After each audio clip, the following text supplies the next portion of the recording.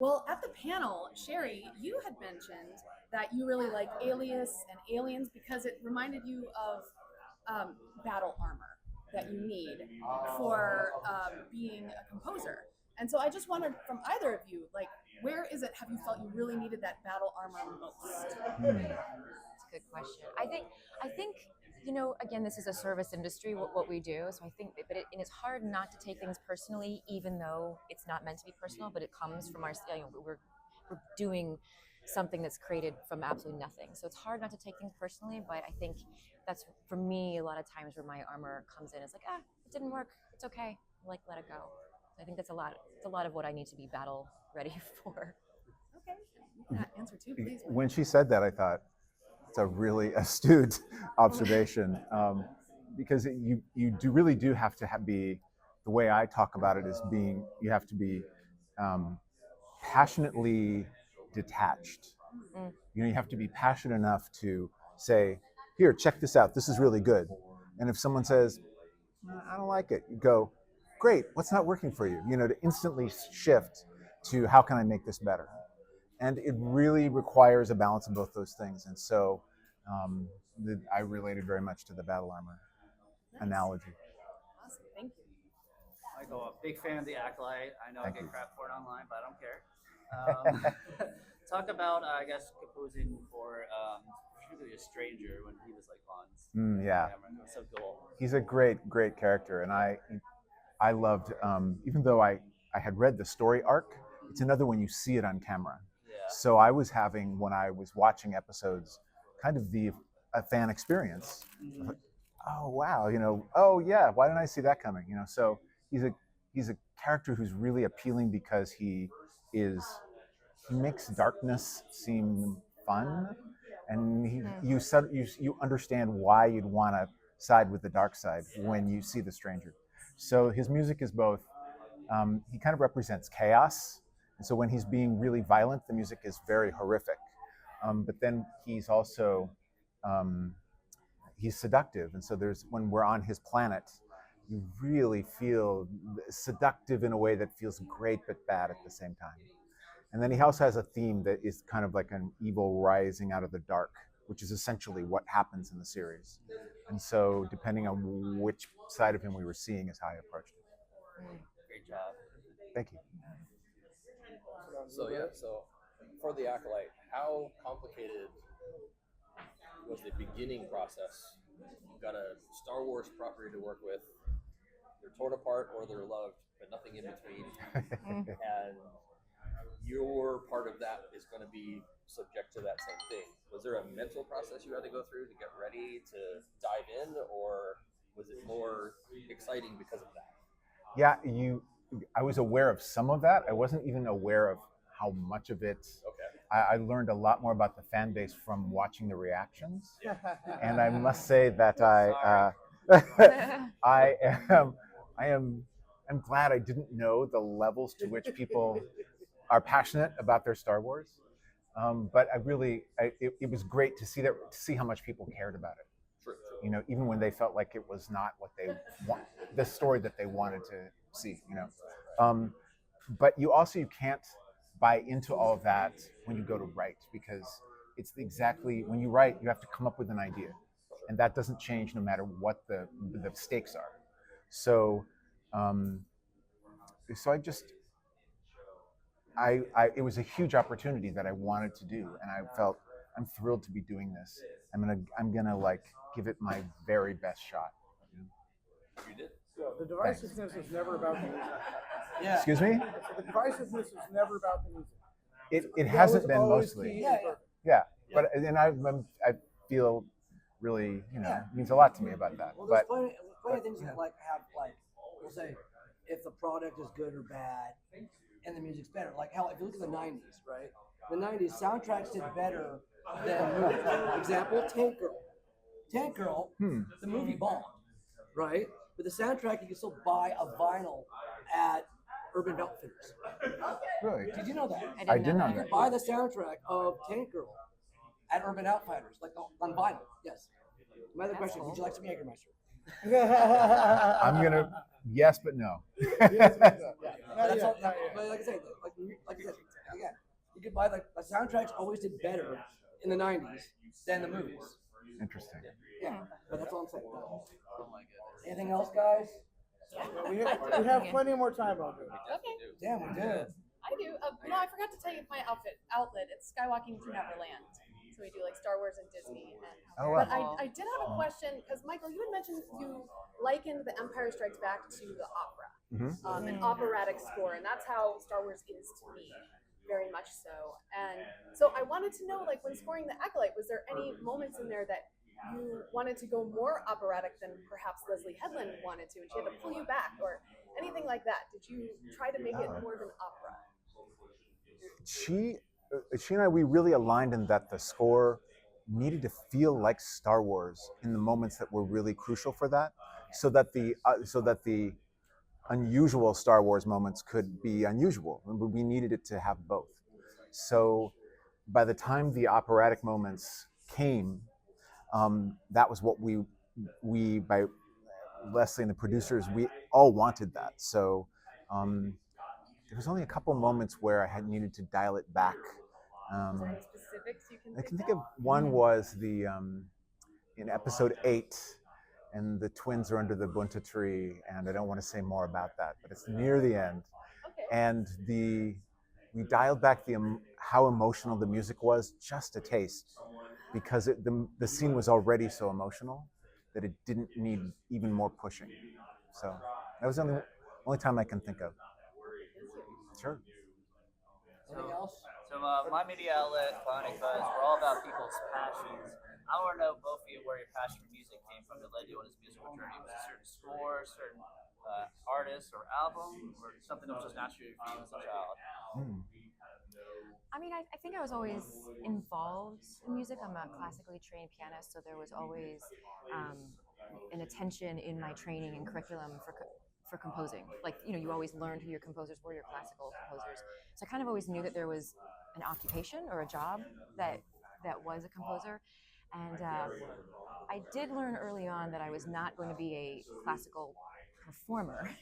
It wasn't because I didn't have the commitment and I would practice all the time. It just the actual performance aspect was not me as much as a creative process was. So I learned very early on, and then I started writing songs, but just using my voice, not so much writing lyrics, but using my voice as another instrument because I ran out of hands, to use. So yeah, so there was always an attention, a gravitation towards music. I always knew there was going to be a musical profession in my journey, but it wasn't until Michael came in score to Robin Hood, Prince of Thieves that is like life-changing. And I'd seen movies and heard of scores before that, but there was something about the storytelling in that I was really, really blown away with. And I'm like, I don't know what sort of wizardry this is, but I want to do that for a living. And I was about 12 or 13, so you don't really have a career at that point. Yeah, exactly. In composing. So I did go like the formal route of education, and then from there came out to Los Angeles for more education, and then kind of went that way. But it was always, and that overture at the beginning of the film is something that I listened to a lot just to remind myself of why I got into this and like the magic of that, and that gives me like goosebumps anytime I listen to it. So thank you, Michael. That's great. There are so many similarities actually in our journeys and stories, and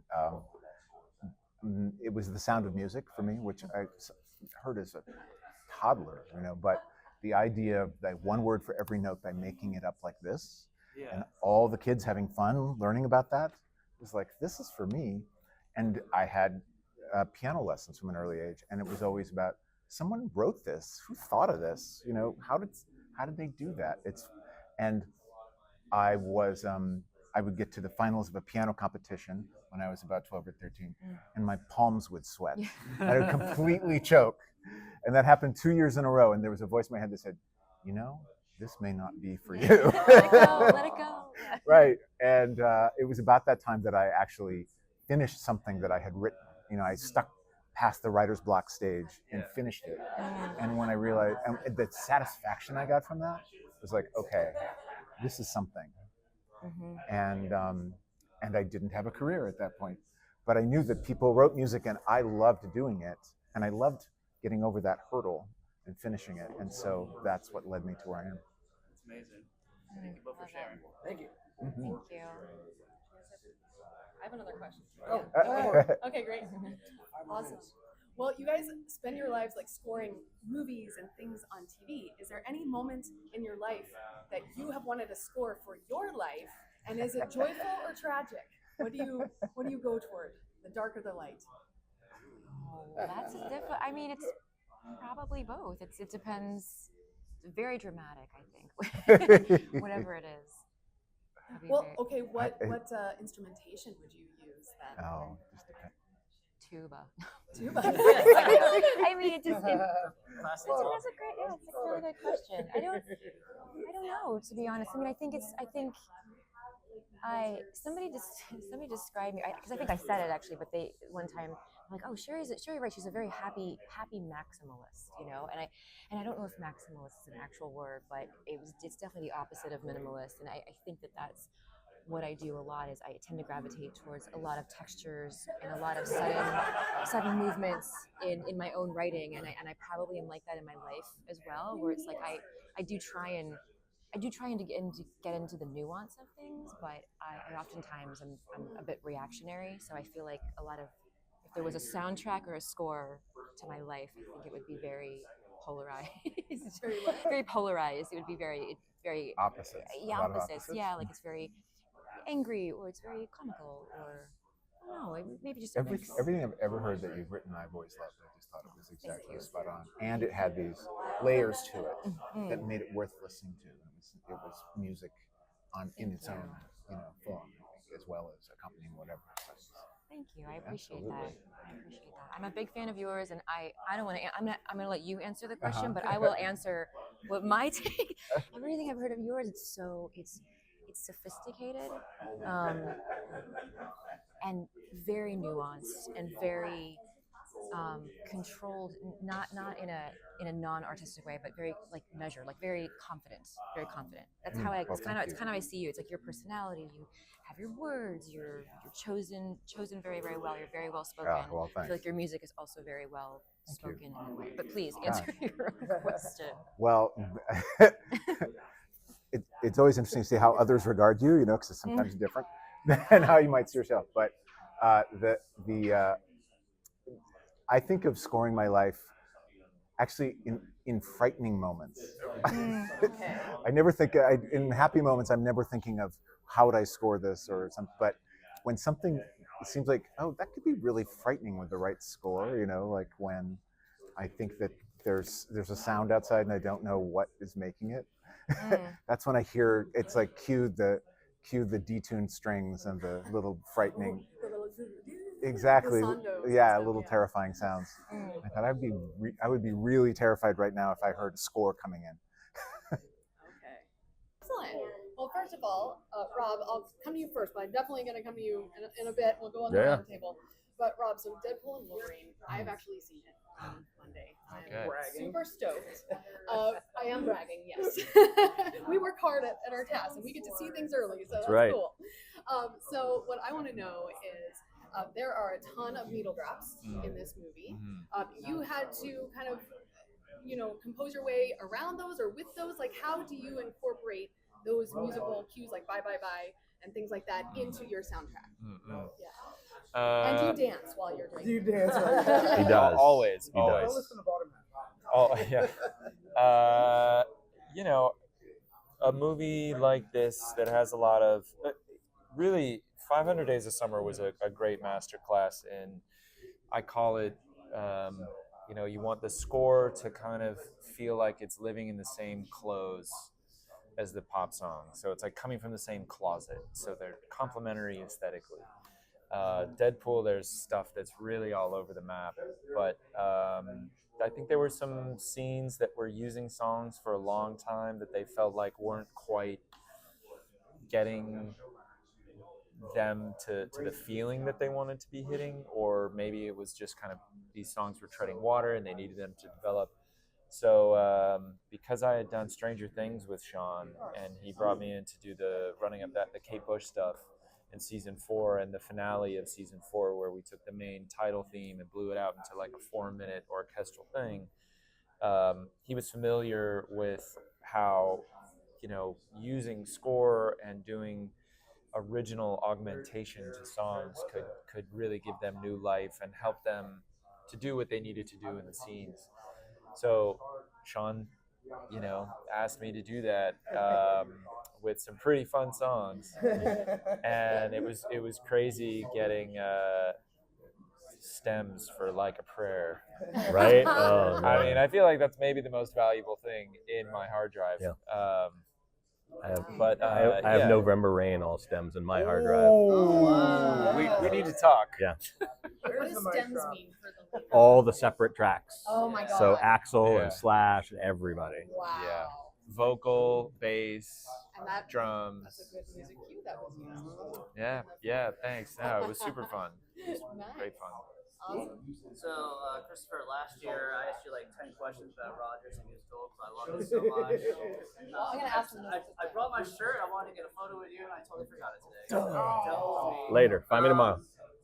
Is there anything update on that? I know that you were talking about a lot of other songs that would take a longer version, and I guess it never happened, or what was the latest update? What can you allow to talk about? There is no update I can talk about, but the creative team behind it has a lot of really great ideas. So we'll see. Really, I would love to continue working on that story. What inspired you guys to get into the field that you're into? Music. I think just being affected by music and by film scores. I always just loved the sound of orchestras, but I found a lot of classical music to be hard to follow when I was a kid. And film scores were much simpler and more easy to digest, but the texture of strings and brass and of orchestras was just something that I loved so much. So I just kind of gravitated towards listening to movie music because it lit me up, and I could put it on and feel like it would alter my experience of reality of the world, and I just couldn't shake it. So it seemed like that was the way to go. John Williams or Sylvester? Oh man! Oh shit! Don't make me That's choose. not fair, That's not dude. fair. That's not fair. I mean, I have to hand it to John Williams. My first memory of my life was being in a drive-in theater and hearing Luke turn on his lightsaber for the first time. And I remember that sound design coming out of the little brown speaker outside the station wagon, and I was like, and the theme of, when Luke, the binary sunset, the cue that plays when he watches the two suns set, there's no dialogue. It's a guy looking at the sunset, and I was just filled with inspiration, and it music can create depth within you. It can help you recognize things in yourself that you didn't even know. So I don't know. I probably have to hand it to John Williams. But Back to the Future. Yeah, I mean, come on. Like, Jerry? So, working on something as iconic and diverse with Deadpool, most scores are trying to elevate or decelerate the speed of the movie or the tone of the atmosphere. Deadpool's very chaotic, and yet if you match that chaos musically, it would be too much. Was there a deliberate attempt to slow that down musically to balance that, or? I have to hand it to Sean because he really had an emotional North Star for the film, and he's an emotional filmmaker, and that's, he wants to make warm films. And if it was left to me, I think it would have been much more ADD. It would have been this like really fucking crazy hyphy, funk, hip hop, weird heavy metal shit. And it ended up being quite orchestral in a lot of ways, but there's also a lot of electronic stuff and found sounds that I feel like maybe wouldn't have worked in a more traditional film score, but like there's a lot of cat meows in the score. And some like fail video sound bites that I was able to just weave in there and have them sound like sound effects. So, but I think, Sean really kept the anchor of emotion in the film, and it's a real, there's emotional moments between Wolverine and Deadpool. So, yeah. All right. So, Chris, I told you I'd come to you talking about Rogers the Musical because I think I saw that about 10 times. Yes. Oh, nice one. So I was there opening day, and I was just shocked, floored that a 30-minute musical I thought was going to be a bunch of songs just kind of strung together, like, oh, it's Avengers singing. We got you, didn't we? You did. There, I cried about 3 times. There's like all these emotional moments and beats in it, and so what I want to know is like, how did you map those emotional moments, or did they kind of come out as you started composing it? All of a sudden, like, you have this breadth of Captain America and his journey, and it just becomes so emotional. So what is that emotional map like? I mean, I think what we did, the fact that the creative team was, we say often that the Venn diagram of people who love Broadway and people who love superheroes is very small.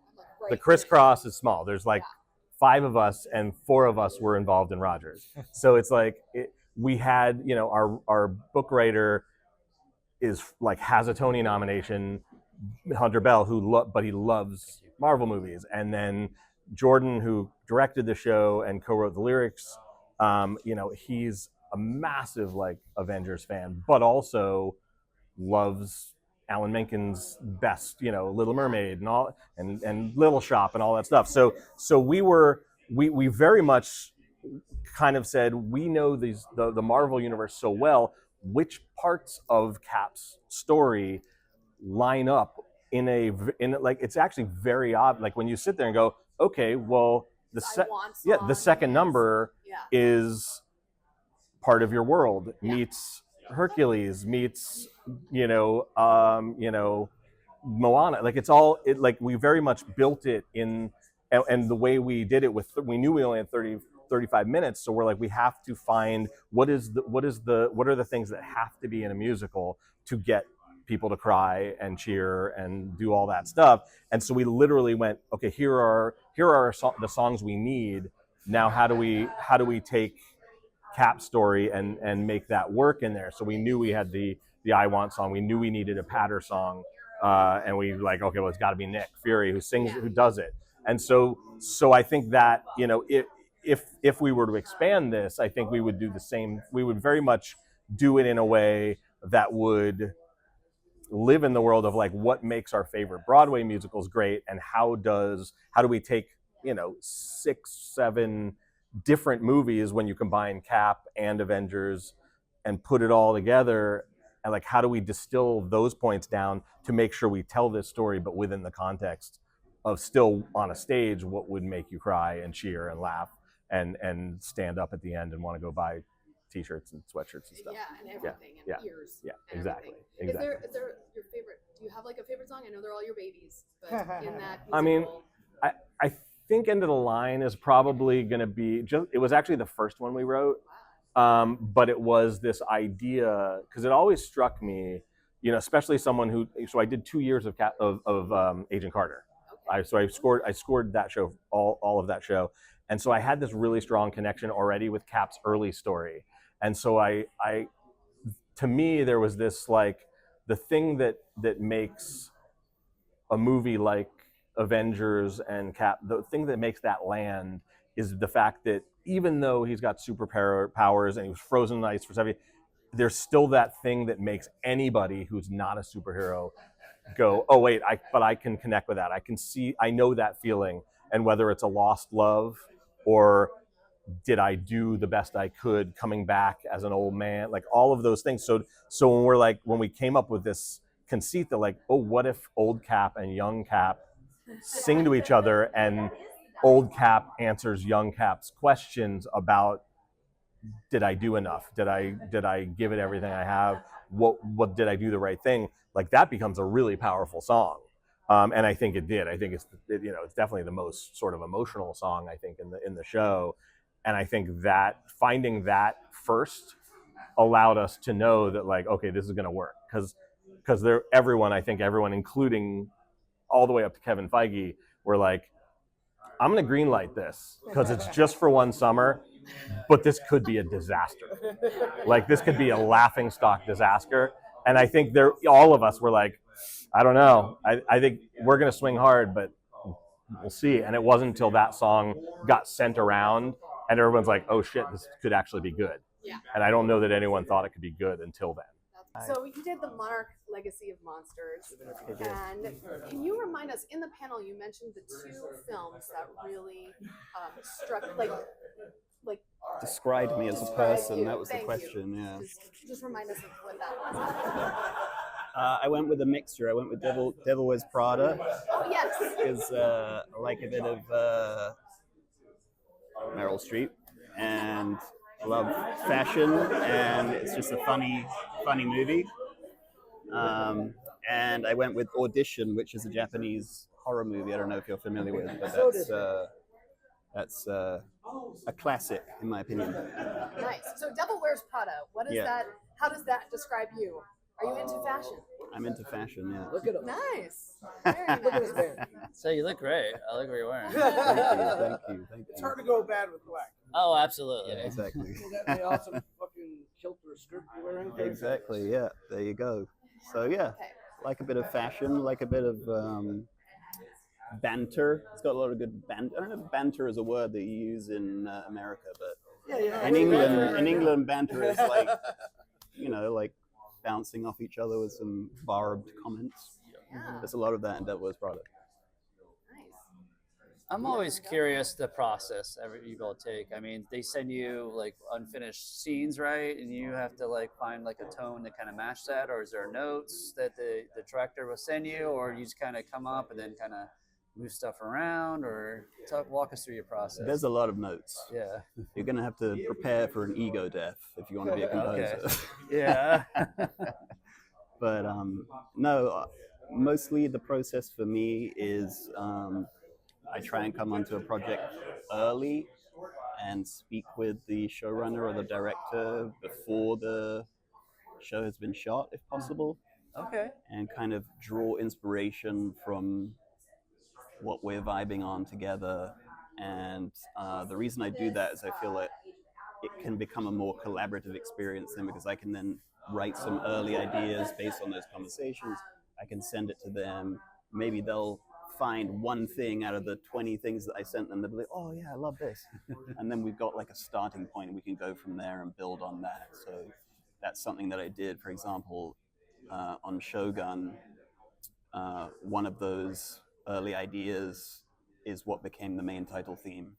Oh. So like sent it to them while they were shooting, and the showrunner got back and he was like, that's it, that's it. And then we developed it obviously from there. That's awesome. All right, so both shows had a heavy Japanese theme to it. How did you incorporate that? It's funny, yeah. I mean, it's true. It's very true. But it's like it was not intentional at all. But the other crazy thing about it is Anna Sawai is the lead in both shows. Oh shit! So I'm like, it's just been kind of funny because literally for the last like 4 years, I've been staring at her on my screen every single day. And then I saw her at the Shogun premiere and I was like, should I walk up to her and tell her that I've been looking at her for the last 4 years? I've seen a little too much of you lately. And I'm like, I'm not going to say that because it's going to come off as creepy. That